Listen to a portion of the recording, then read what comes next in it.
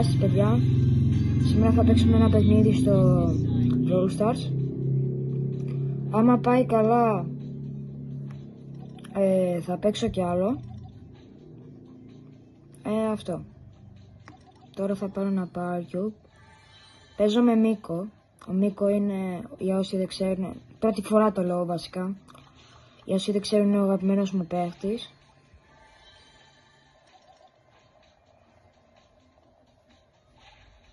Με κυνηγάνε.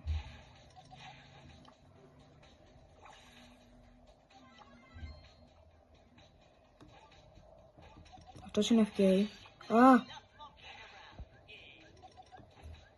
Τώρα τη γλίτωσα.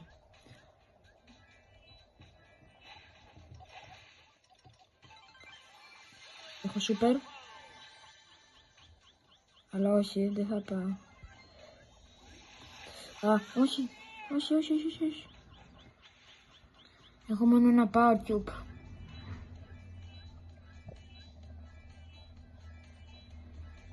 Λοιπόν, θα προσπαθήσω να βγω ή πρώτος ή δεύτερος.